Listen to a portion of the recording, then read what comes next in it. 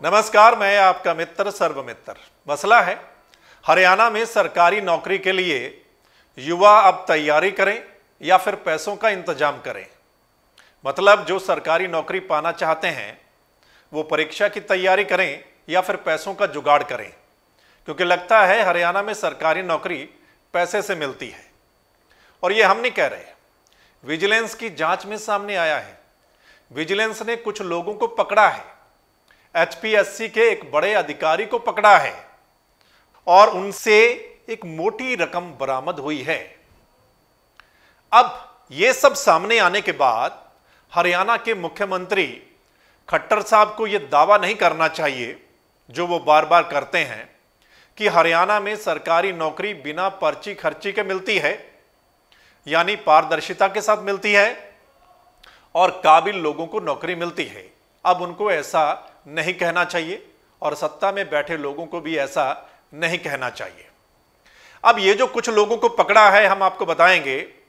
इसमें एचपीएससी जो बोर्ड है उसके उपसचिव हैं एचसीएस अनिल नागर, उनको पकड़ा है और कई और लोग शामिल हैं और उनसे 2 करोड़ से ज्यादा की राशि बरामद की गई है।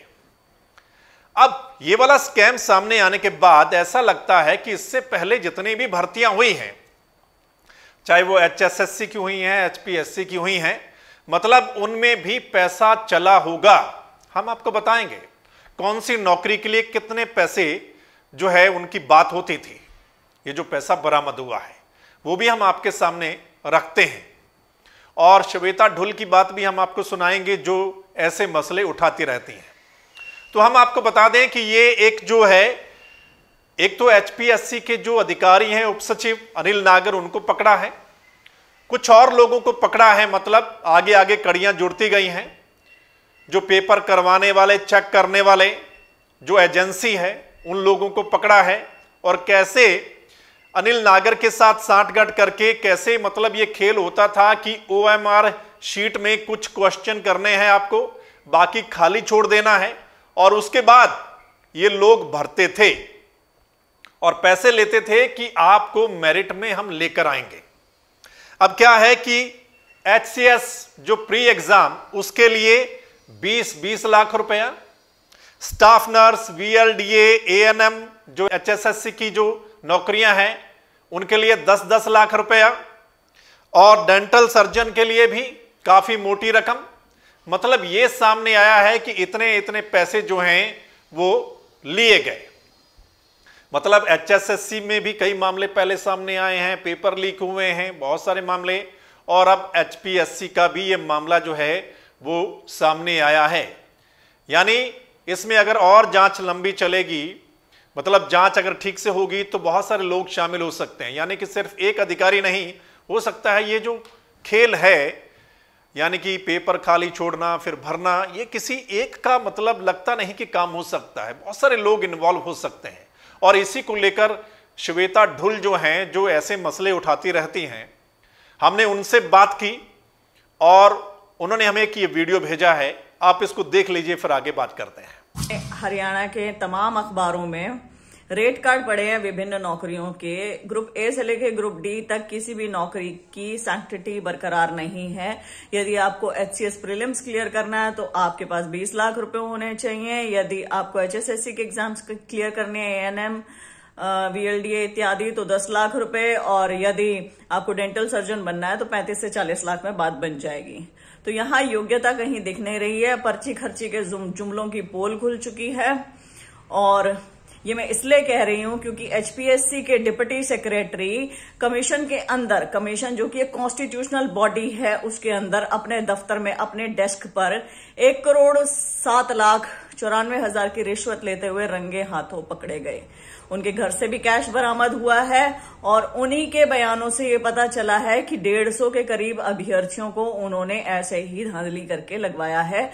इस रैकेट की जो परतें हैं वो धीरे धीरे खुल रही हैं और उसी के साथ पूरा हरियाणा स्तब्ध है। हरियाणा के कैंडिडेट स्तब्ध हैं कि उनके करियर, उनके विश्वास का ऐसे सौदा किया जाता है। एक अयोग्य कैंडिडेट कैसे पैसे देकर अंदर हो जाता है और योग्य कैंडिडेट का हक मार लेता है। इससे तमाम अभ्यर्थियों का मनोबल टूटा है, नो डाउट अबाउट इट। और मेरे ख्याल से ये नहीं होता यदि 2019 में जब हाईकोर्ट के जज साहब ने ही एसआईटी के गठन के ऊपर सवाल उठाए थे, जब cash for job scam HSSC का पकड़ा गया था और जो एसआईटी ने रिपोर्ट बनाई थी उसके ऊपर गंभीर सवाल खड़े किए थे, वह सीबीआई जांच की मांग की थी उन्होंने स्वयं। तब हरियाणा सरकार ने कहा था कि उन्हें थोड़ा समय दिया जाए, वे हाईएस्ट लेवल पर इस कैश फॉर जॉब स्कैम की इन्वेस्टिगेशन करवाएंगे, वह रिपोर्ट टेबल करेंगे जल्द से जल्द, जिसके बाद ये मामला डिस्पोज ऑफ हो गया था और आज तक उसकी रिपोर्ट नदारद है। किसी को कुछ नहीं पता कौन सी हाईएस्ट लेवल का वो जांच का गठन, कौन सी कमेटी, कुछ नहीं बना। तभी ये दोहराया गया। अब इस कैश फॉर जॉब स्कैम में क्या हो रहा है और क्या होगा, हम इसके ऊपर बहुत बड़ा प्रश्न चिन्ह लगाते हैं, क्योंकि आपका पिछली वाली रिपोर्ट भी पेंडिंग है। इस बार क्या होगा वी डू नॉट नो। तो यहां मैं सरकार से अनुरोध करना चाहूंगी कि कृपया करके पिछले वाला तो संपूर्ण कीजिए ही, और यहां पर भी हाईएस्ट लेवल पर एक एसआईटी का गठन हो, साथ में सीबीआई को इन्वॉल्व किया जाए। अब हर एक एग्जाम की सैंक्टिटी पे प्रश्न चिन्ह लग गया है। ये ओएमआर खाली छोड़ना, ये सब कुछ ओएमआर खाली छूट रही है तो कमीशन में कोई तो उन्हें फिल कर रहा है। साफ जाहिर सी बात है कि कमीशन के लोग इन्वॉल्व हैं, सबके ऊपर प्रश्न चिन्ह लगता है। एक अकेला चना भांड नहीं फोड़ सकता, डिप्टी सेक्रेटरी अकेले यहां पे इन्वॉल्व नहीं है। और वो एचएसएससी का भी कर रहे थे तो एचएसएससी के भी कहीं ना कोई अधिकारी या कर्मचारी इन्वॉल्व होंगे। तो यहां इसकी पूरी जांच होनी चाहिए, संपूर्ण जांच होनी चाहिए। तब तक हर एक एग्जाम को कृपया करके रोक दिया जाए, रिजल्ट को रोक दिया जाए, पोस्टपोन कर दिया जाए। हम सब अभ्यर्थियों को अपनी योग्यता के आधार पर नौकरी चाहिए, और जिन जिन लोगों ने ये कांड किए हैं, जो ये लोग फंसे हैं या जिन लोगों ने भ्रष्टाचार के चलते नौकरियां पाई हैं, उन्हें चिन्हित करके उन्हें तुरंत नौकरी से बर्खास्त किया जाए व उनकी जगह जो लोग मेरिटोरियस हैं या जो रह गए उनको नौकरियां दी जाए। तो सुना आपने श्वेता ढुल को। अब हरियाणा के युवा सोचते होंगे जो सरकारी नौकरी पाना चाहते हैं, तैयारी कर रहे थे या कर रहे हैं, वो सोचते होंगे कि हरियाणा में तो बिना पर्ची खर्ची के नौकरी मिलती है, यानी कि पढ़ना पड़ेगा तभी नौकरी मिलेगी। लेकिन यहाँ तो खेल ही और चल रहा है। यहाँ देने वाले भी हैं और लेने वाले भी हैं। जो काबिल लोग हैं, जो पढ़ते हैं, शायद वो रह जाएंगे, और जो शीट खाली छोड़कर आते हैं, पैसा देते हैं, शायद वो सिलेक्ट हो जाएंगे। इस मामले से तो यही लगता है। तो जो लोग सोच रहे हैं कि हरियाणा में सरकारी नौकरी यानी ऐसे मिलती है, पढ़ने से तैयारी के साथ मिलेगी, तो शायद वो गलतफहमी में है। अब क्या है कि इसमें एक तो ये एचपीएससी के जो अधिकारी हैं अनिल नागर, इनको पकड़ा है, रिमांड पर हैं।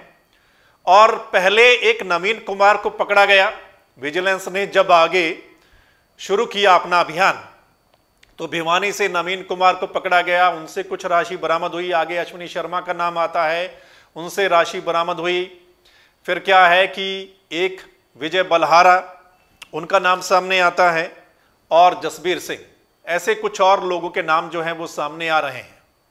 अब क्या है कि जो अभय सिंह चौटाला हैं, उनका आज एक प्रेस नोट आया है और उन्होंने बड़े आरोप मुख्यमंत्री मनोहर लाल खट्टर पर भी लगाए हैं। उनका कहना है कि ये जो स्कैम वाला रास्ता है ये वहां से होकर गुजरता है, यानी सीधा सीधा उन्होंने कहा है कि इसमें मुख्यमंत्री मनोहर लाल खट्टर भी शामिल हैं।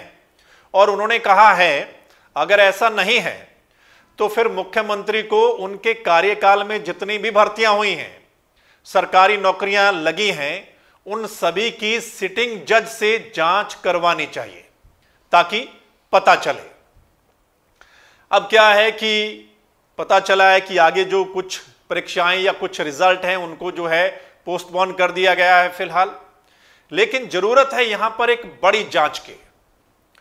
अगर मुख्यमंत्री साहब ये चाहते हैं कि वो आगे भी दावा करें या वो कहें कि बिना पर्ची खर्ची के होती है और वो इस चीज को झुठलाना चाहते हैं, तो फिर वो एक बड़ी जांच करवाएं और जिसमें पता चले कि इस पूरे स्कैम में कौन कौन लोग शामिल हैं, इसकी तारें कहां कहां तक जुड़ी हुई हैं, जो परीक्षा करवाने वाले, चेक करने वाले या एचपीएससी, एचएसएससी में ऐसे कौन से लोग बैठे हैं?